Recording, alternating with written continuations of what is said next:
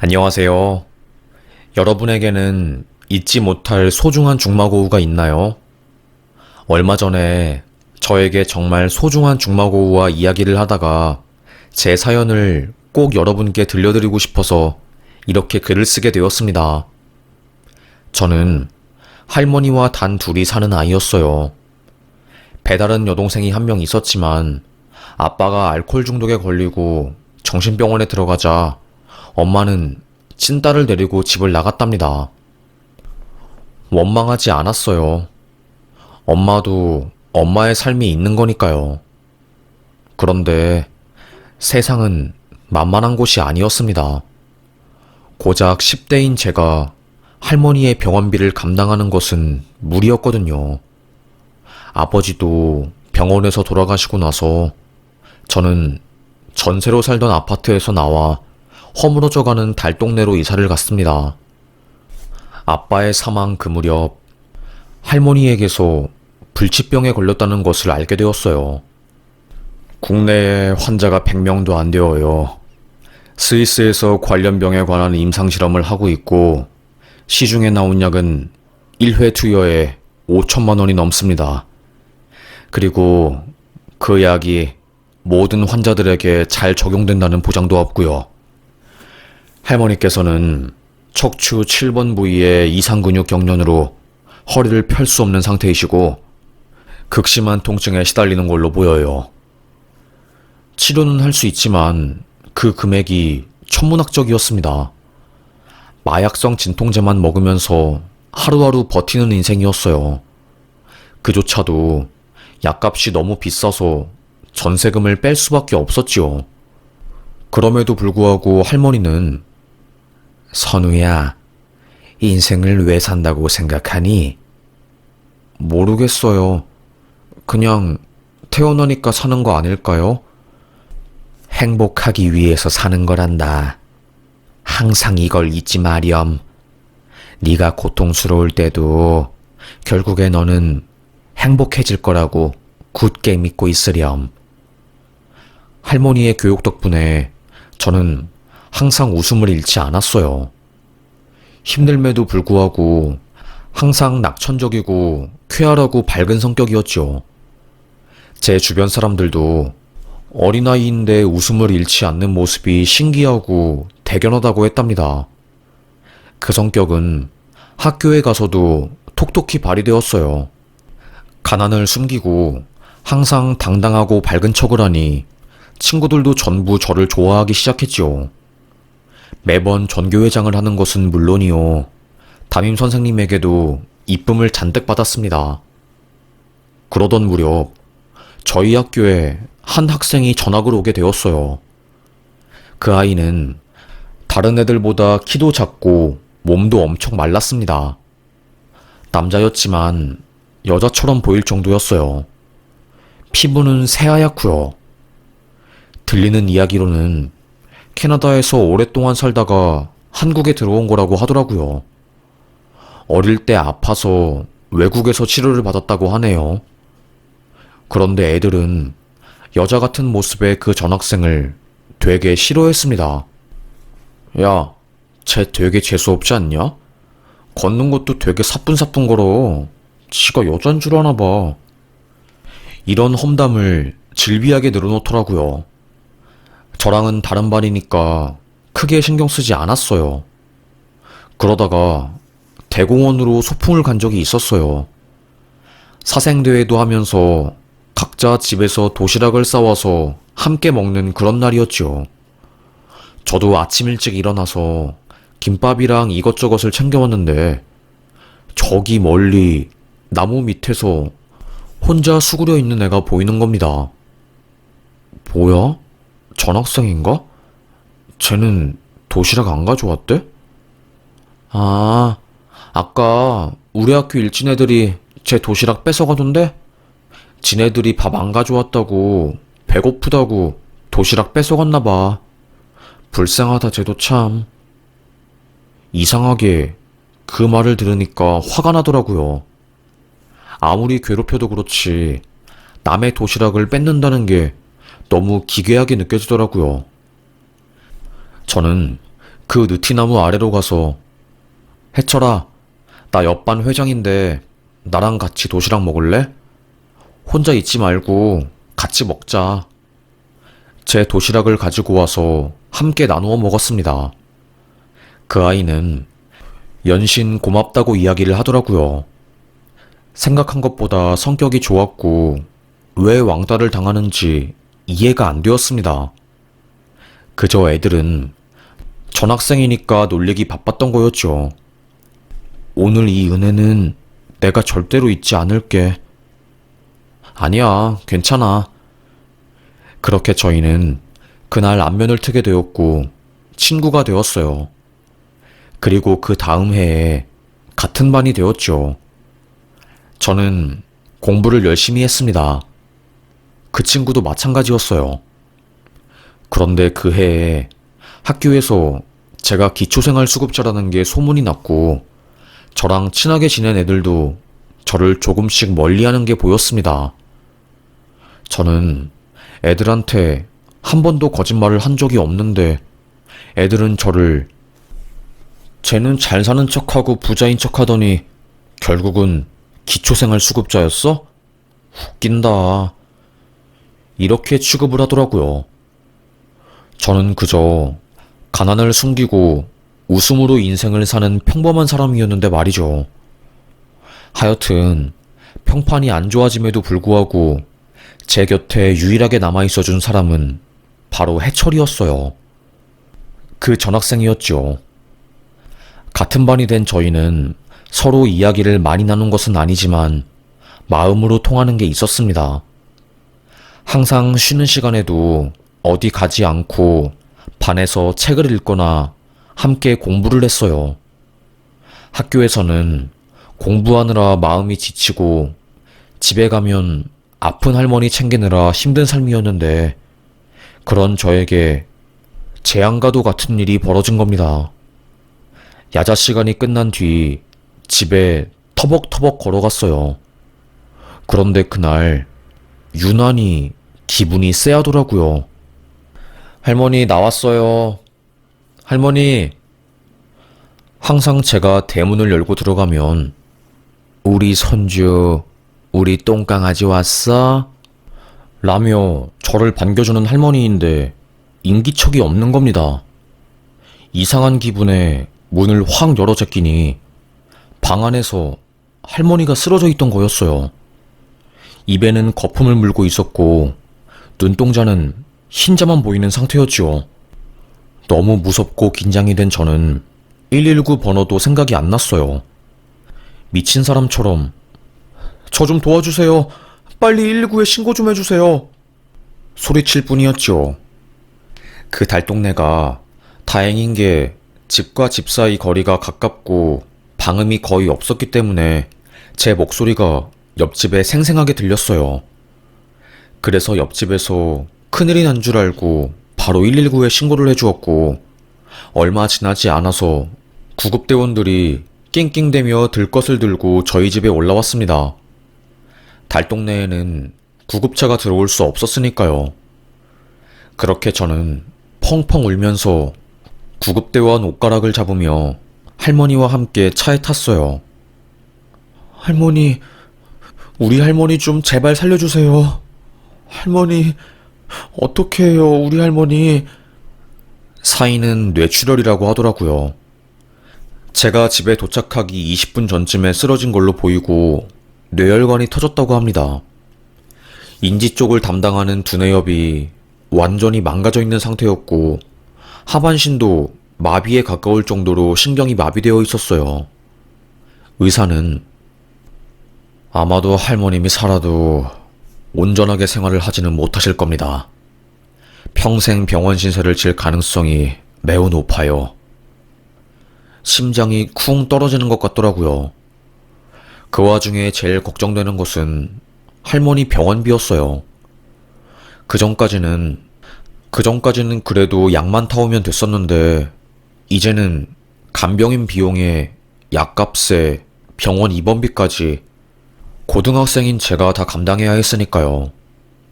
그때 제가 인생을 포기했던 것 같아요. 그래, 언제 공부해서 대학 가고 졸업해서 성공하겠어. 열심히 살아봤자, 참고 공부해봤자 다 필요 없어. 그 다음날부터 학교를 안 갔습니다. 안 가고 고깃집, 아이스크림 가게 알바 등등 손에 잡히는 대로 다 했던 것 같아요. 할머니가 쓰러진 이후로 저에게 인생은 생존이었으니까요. 고고하게 백조처럼 학교에 가서 공부할 순 없는 노릇이었거든요. 일주일 정도 넘게 학교를 빠지니 선생님께서 연락이 오더라고요. 저는 저 곧 자퇴할 거니까 신경 쓰지 마세요. 끊어버렸습니다. 그런데 이상하게 모르는 번호로 누가 계속 저에게 전화를 하는 겁니다.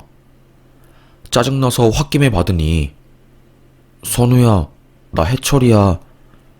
전학생 친구였어요. 순간 미안해지더라고요. 해철아, 내 번호 어떻게 알았어?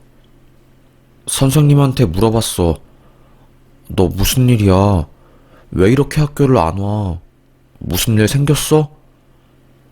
나중에 말해줄게. 알겠어. 그리고 며칠 뒤 그 친구는 저를 찾아왔어요. 이거 네가 학교 안 온 동안 내가 너 대신에 책에 필기한 거야.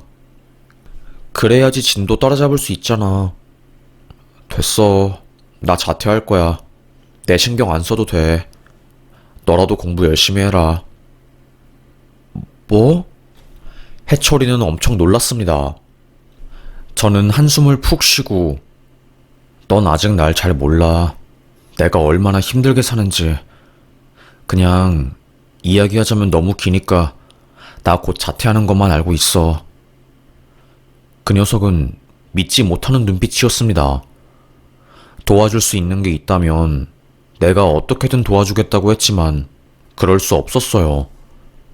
저는 결국 해철이에게 할머니의 이야기를 다 말해줬어요. 그 이야기를 묵묵히 듣고 있던 그 녀석은 방법을 내가 찾아볼게. 난 네가 계속 학교를 다녔으면 좋겠어. 그리고 네가 없으면 나도 학교 다니기 싫어. 그리고 며칠 뒤 주말이었어요. 저희 집 아래 도로에 외제차가 쫘르르 주차가 되어 있는 겁니다. 쓰레기를 버리러 나갔다가 그걸 본 저는 뭐야, 신기하네. 우리 동네에 웬 외제차? 그런데 웃긴 게 그 차에서 나온 양복을 입은 사람이 저희 집 쪽으로 걸어오는 게 아니겠습니까? 놀란 저는 집으로 쏙 들어갔어요. 그리고 몇 분 뒤 누가 문을 두드리더라고요. 혹시 여기가 선우 학생이 사는 곳 맞습니까? 누구세요? 방에서 황급하게 옷을 갈아입은 저는 대문으로 나갔습니다. 문을 살짝 열고 얼굴을 확인해 보니까 그 외제차에서 내린 사람이었어요. 저랑 잠시 이야기를 하고 싶다고 하더라고요. 저는 영문을 모르니 왜 나랑 이야기하고 싶다고 하는 거지? 엄청 당황했습니다. 그분이 명함을 저에게 내미는데 대한민국에서 제일 좋은 기업, 누구나 다 아는 그런 기업의 사회환원팀에서 근무하는 팀장이었어요. 저는 당황해서 그런데 왜 저를 찾아오신 거예요? 눈 땡그랗게 뜨고 물었죠. 알고 보니 제가 기초생활수급자이고 할머니가 아파서 소년소녀 가장 지원 대상에 포함이 되었대요. 그래서 심사 결과 저를 지원해주고 싶다는 이야기가 나와서 직접 저를 찾아온 거고, 할머니 병원비, 간병비 지원과 학생 교육비까지 전부 후원을 해주겠다는 거였습니다. 동사무소에서 저 대신 신청해 주신 거예요? 저는 이런 게 있다는 것을 알지도 못했는데 어떻게 된 거예요? 자세한 거는 말해줄 수 없다고 하더라고요. 그날 그 아저씨는 학교 문제집 한 박스랑 필기도구, 각종 생활용품 물건들을 잔뜩 전해주고 갔습니다. 그리고 저랑 함께 할머니 병원에 있는 원무과에 가서 직원과 이야기를 나누었어요. 갑작스럽게 찾아온 기적 덕분에 저는 한순간에 벼랑 끝에서 허우적대는 인생을 살다가 다시 안정궤도로 돌아가게 된 거였습니다. 나중에 알고 보니까 해철이네 아버지가 그 대기업에서 이사였어요. 게다가 그 사회환원부서 총괄 담당이었지요. 그 녀석은 아버지에게 저의 이야기에 대해서 말을 한 거였고, 회사 직원들이 학교로 찾아와 저의 가정 환경에 대한 크로스 체크를 마친 뒤 기초생활 수급자라는 것을 확인하고 저에게 온 거였습니다. 나중에 그 사실을 알게 된 저는 눈물을 흘리며 그 녀석에게 고맙다고 마음을 표현했고, 그 녀석도 너도 나 혼자서 왕따 당하는 나를 유일하게 챙겨줬잖아. 그 은혜 잊지 않겠다고 했잖아. 내가 어떻게 그걸 잊어. 라며 저를 위로해 주었습니다. 무뚝뚝한 남정네 두 명이 그렇게 마음을 표현하게 되었고 정말 친한 친구가 되었던 거죠. 할머니는 2년 정도 사시다가 돌아가셨어요. 제가 고등학교 3학년 여름방학에 모두가 잠든 새벽 시간에 돌아가셨으니까요. 마음이 아프면서도 후련하더라고요. 저는 고등학생 때까지 그 기업에 후원을 받았습니다. 공부도 열심히 해서 서울에 있는 대학에 진학할 수 있게 되었어요. 그것도 해철이랑 같은 대학, 같은 과였거든요. 신기하죠? 친한 친구가 대학도 같이 가게 된 거였습니다. 군대도 함께 갔을 정도로 저희는 때려야 뗄 수 없는 무척이나 친한 친구였죠. 그런데 문제는 군대에 있을 때 해철이네 아버지가 갑자기 돌아가시고 어머니가 충격으로 알코올 중독에 걸리신 거였어요. 매일 밤 술이 없으면 잠을 잘 수 없으니 술에 의존해서 인생을 살게 되었고, 아들이 없는 그 사이에 완전히 삶이 망가져버린 거였어요. 왜 인생이 힘들 때 항상 이상한 사람들이 다가오잖아요. 그때 어머님께서 도박에 손을 내기 시작하며 집안을 완전히 박살을 내버린 겁니다. 가정집에서 진행되는 도박을 하다가 성에 안 차니 하우스 도박부터 시작해서 강원랜드까지 가게 된 거였어요. 집을 담보로 3억까지 빌렸는데 다 날려버리니 결국에 마지막은 죽음이었고, 어머니의 갑작스러운 부고 소식을 듣게 된 해철이가 휴가를 받아 나가면서 그때 모든 사건의 전말을 알게 된 거였습니다. 충격에 빠진 그 녀석은 우울증이 심하게 와서 군부대 생활을 못할 정도가 되었고, 결국 사단장님이 의가사 제대를 시켜주었어요. 저는 심하게 걱정이 되었지만 그래도 강한 녀석이니 잘 이겨낼 수 있을 거라고 생각을 했습니다. 저는 만기 제대를 했어요. 그리고 복학해서 창업 동아리에 들어가 친구들과 함께 창업을 하게 되었고, 그게 소위 대박이 터진 거였습니다. 어플을 만드는 동아리였는데 저희가 만든 소개팅 어플이 해외에서 인기를 많이 타면서 돈을 벌게 된 거였지요. 저도 돈 좀 만졌다고 친구인 그 녀석에게 도움을 주기 시작했습니다. 그런데 사람이 갑자기 성공하면 오만해진다고 하잖아요. 제가 딱 그랬어요. 이 쉬운 걸 왜 다른 사람들은 못하는 거지? 왜 이것도 못하면서 돈 못 벌고 힘들다고 찡찡대는 거지? 이런 생각을 하기 시작한 거였습니다.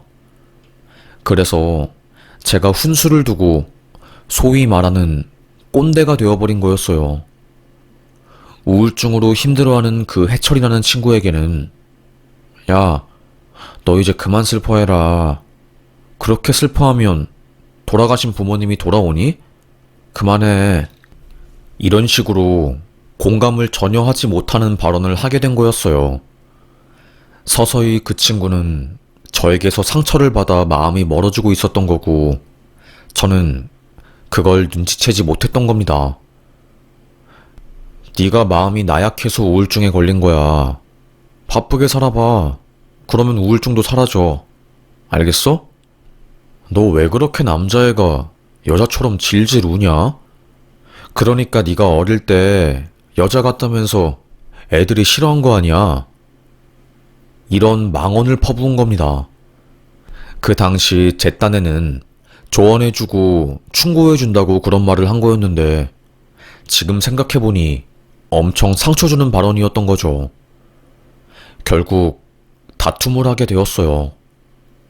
해철이는 너 말이 좀 심한 거 아니냐? 네가 내 상황을 안 겪어봤으니 그렇게 쉽게 말하는 것 같은데 나는 힘들다고. 그거 다 핑계야. 나는 너보다 더 힘들었었어. 부모님은 나를 버렸고 할머니는 입원해서 나 혼자서 가정을 책임져야 했다고. 그것도 고작 10대의 나이에. 객관적으로 봤을 때 내가 더 힘든 거 아니냐? 안 되겠다. 너랑 나랑은 시간을 좀 가져야겠다. 결국 그때 제가 사업을 한다고 휴학을 하면서 그 녀석과는 완전히 멀어지게 되었고 연락도 안 하게 되었어요. 친구들은 너네 둘이 그렇게 붙어 다니더니 요즘은 잘 안 보인다? 몰라. 좀 멀어져서 그랬지 뭐. 에휴, 나도 모르겠다. 하지만 저의 사업은 승승장구하고 있었고 해철이 그 녀석이 아니더라도 제 주변에는 사람들이 아주 바글바글했습니다. 정말 누가 저를 보고 너는 대통령 해도 되겠어. 인맥이 하도 넓으니까 라면서 이야기를 해줄 정도였죠. 돈도 많이 벌었고 이쁜 여자도 사귀었습니다. 비참하고 매일 거지 같았던 달동네 인생에서 한강이 보이는 아파트에 살게 되니 점점 눈도 높아지고 상류층의 삶을 살아보겠다고 기웃거렸지요. 많은 사람들이 변한 제가 싫다며 떠나갔지만 또 그만큼 새로운 사람들이 제 곁을 채워주었어요. 웃긴 게 뭔지 아세요? 돈을 벌면 주변이 안 보이게 되더라고요. 나는 너네들이랑 급이 달라. 이러면서요. 그렇게 저는 사귀던 여자친구와 초호화 호텔 결혼식을 올렸습니다. 꽃값만 2천만 원이었어요. 하객들은 700명이 넘게 왔고요. 정말 어마어마하고 바글바글한 결혼식장이었죠. 하지만 제 결혼식에 해철이는 오지 않았습니다. 아니, 초대를 안 했으니 당연히 안 왔죠. 문득 해철이가 생각나긴 했지만 이제는 내 급이 변했으니 나랑 급이 맞는 사람들이랑 어울려야 한다고 생각했던 것 같아요. 찬란하고 호화롭게 결혼을 하고 멋진 신혼집에서 결혼을 시작하고 모두가 부러워하는 초미녀와 결혼을 한 저는 더 이상 부러울 게 없었습니다. 그 일이 있기 전까지만 해도요. 저희 사업이 흔들리기 시작한 것은 자만에서부터 시작했어요. 앞으로 잘 될 거라고 생각했기에 더 노력할 생각을 안 했고요. 경쟁사회라는 것을 뒤늦게 깨달은 거죠. 저희 사업을 알게 된 다른 대기업들이 어플을 만드는데 자본을 투입했고 한순간에 따라잡혔습니다. 거기서 멈추지 않았어요. 함께 일을 했던 동업자는 이 흐름과 분위기를 미리 눈치챈 건지 바로 발을 뺐습니다. 발을 어떻게 했냐고요? 회사 자금을 들고 도망갔어요. 11억 가까운 돈을 들고 직원들 월급 줄 돈도 다 빼갔으니 한순간에 빈 깡통이 되어버린 거였죠. 직원들 월급 주겠다고 신혼집 담보 잡아서 대출하고 그걸로 회사 다시 키워보겠다고 발버둥 치다가 점점 저는 몰락하게 되었습니다. IT 회사라는 게 그렇더라고요. 한순간이라도 방심하면 바로 뒤처지고 뒤처지면 다시 그걸 따라잡는 게 죽는 것만큼 힘들었습니다. 매일 새벽까지 야근하고 집에 들어오지도 못했어요. 아내한테 주던 카드도 뺐고 생활비도 못 주니까 점점 아내랑 사이도 안 좋아졌지요. 딸이 태어났음에도 불구하고 저는 돈을 벌어야 한다는 명목으로 육아를 도와주지 못했습니다. 하지만 가정도 사업도 저는 그 어느 곳도 둘 다 잡지 못했어요. 웃기지 않나요?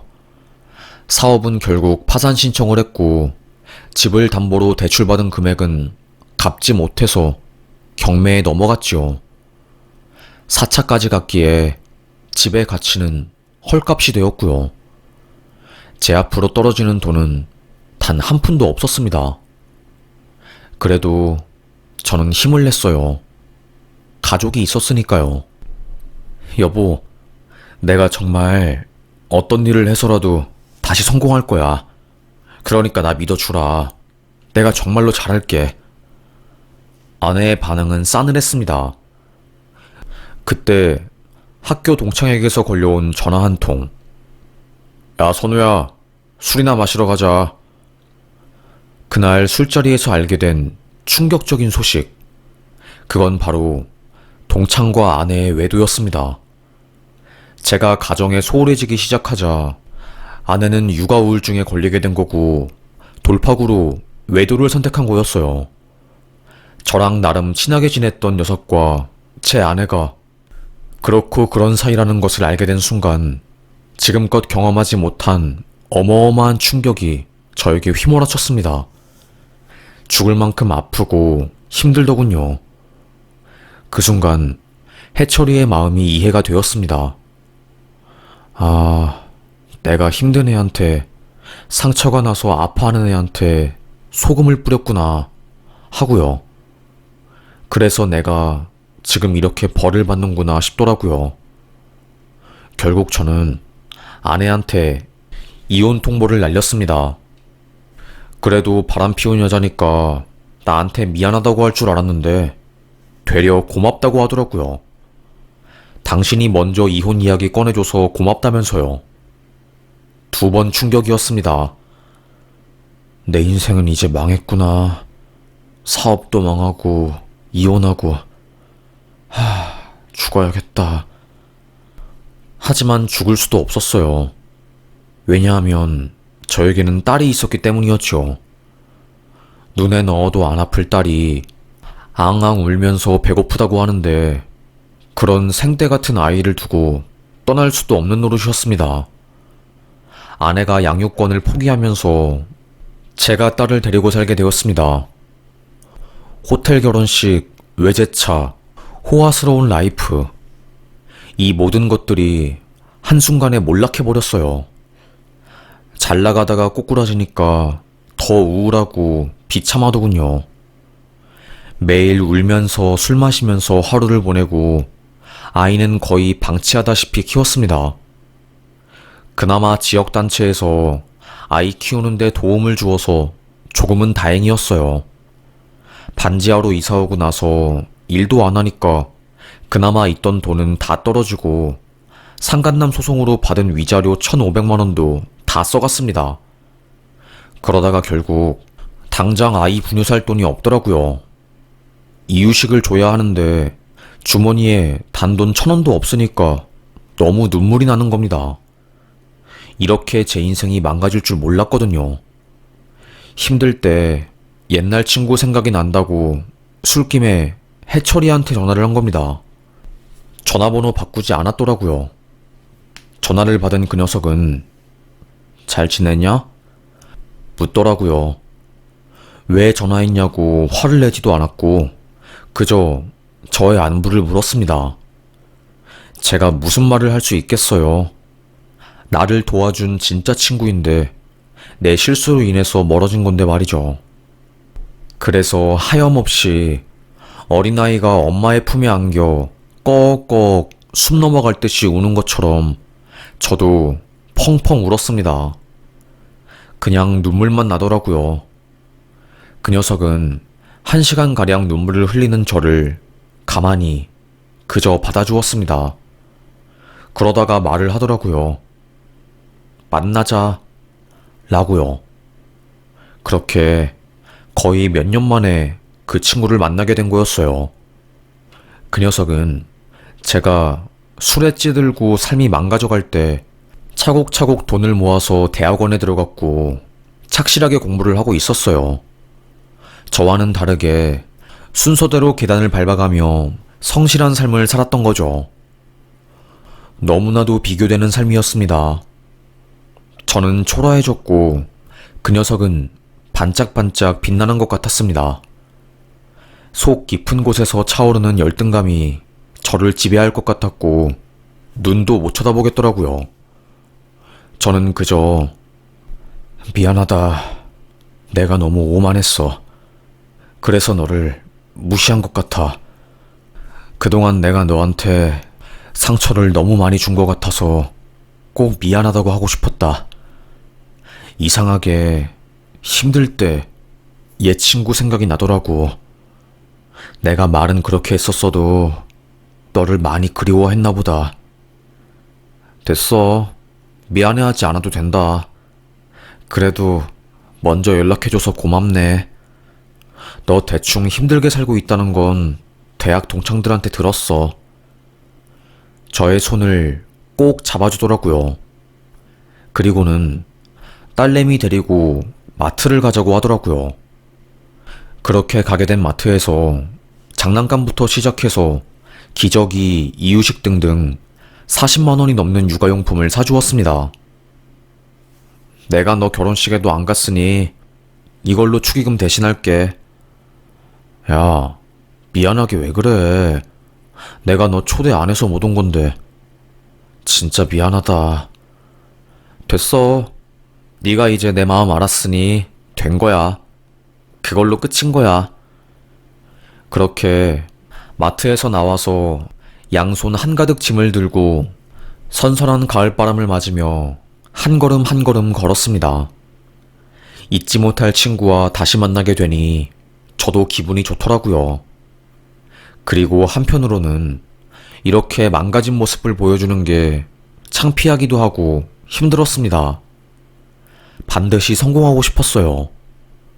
그러자 그 친구가 저에게 그러더라고요.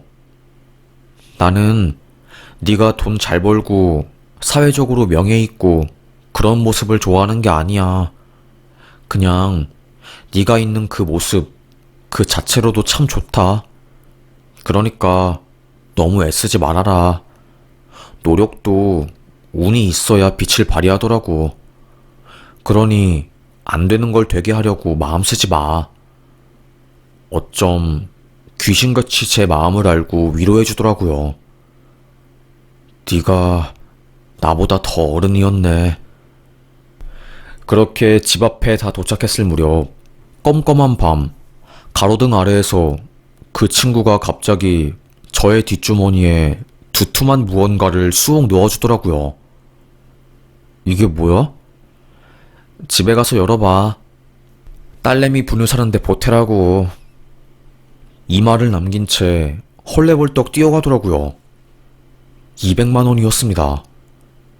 그날 집에서 얼마나 울었는지 몰라요. 본인도 대학원 생활하느라 돈 없을 텐데 나중에 알고 보니 적금께서 저에게 준 거더라고요. 그렇게 저는 그 녀석 덕분에 다시 살아갈 힘을 얻었고 욕심부리지 않고 할 수 있는 것부터 시작했습니다.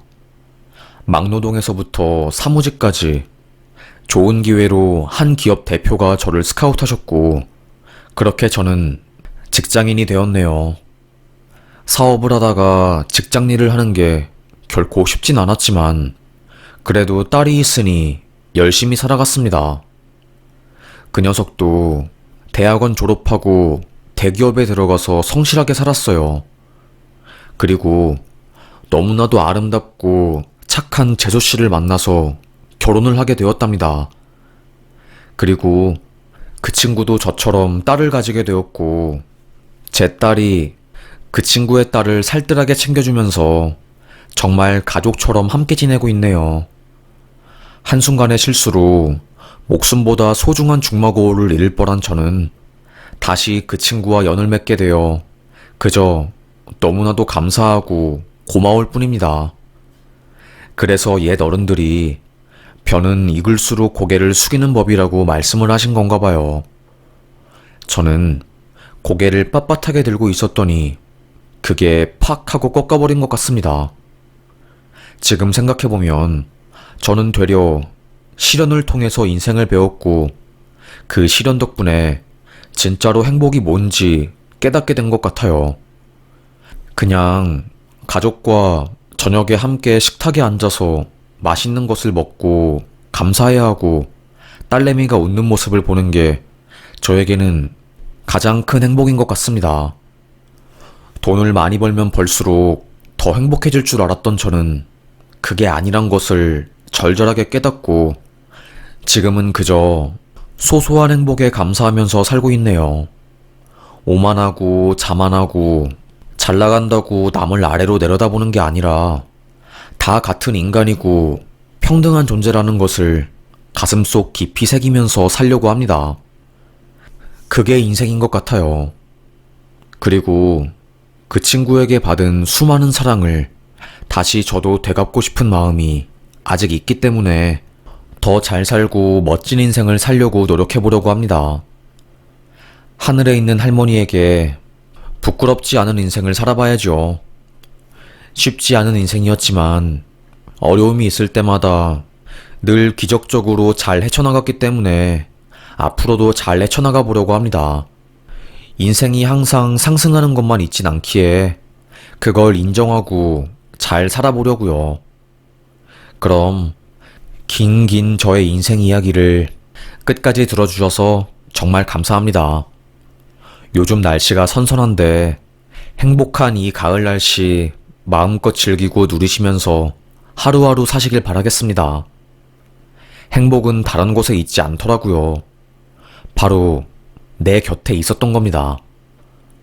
여러분도 충분히 행복하시고 짧은 인생 건강하고 사랑하고 마음으로 행복하며 사시길 바라겠습니다. 그럼 저는 여기서 사연 마무리하겠습니다. 오늘도 무탈하고 건강하고 성장하는 하루 보내시길 바라겠습니다. 감사합니다.